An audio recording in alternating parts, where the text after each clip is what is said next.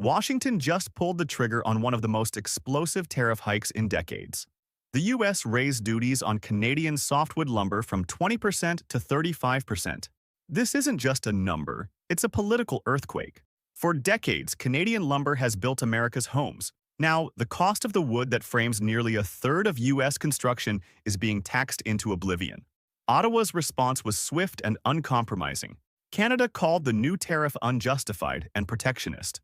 In a dramatic escalation, the province of Ontario announced it would shut off America's lumber lifeline.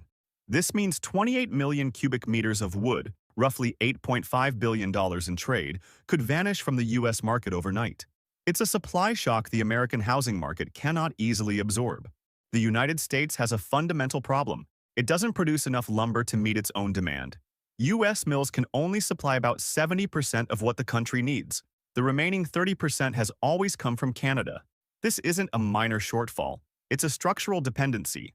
Losing this supply is like cutting oxygen from an economy that breathes through construction. The financial fallout for American families will be brutal. The math is relentless. A typical $250,000 home could now cost an extra $10,000 to $30,000 more, simply because lumber is scarce and more expensive.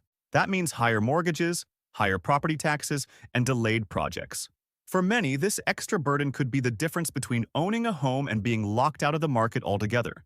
But Canada isn't just absorbing the blow. They are fighting back with a smarter strategy. Ontario is pivoting, redirecting its lumber to hungry markets in Asia and Europe. Even more strategically, they are shifting from exporting raw logs to producing high-value goods like engineered wood and modular housing. These finished products bring in 2 to 3 times the revenue.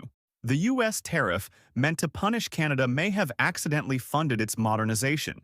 The damage is already spreading beyond lumber. Traffic at key U.S.-Canada border crossings has plunged, crippling local economies that rely on cross-border trade. Furthermore, Washington's tariff net has widened to include steel, aluminum, and copper, with duties as high as 50%. This creates a perfect storm where the cost of every building material is inflating at once, threatening to paralyze U.S. infrastructure projects.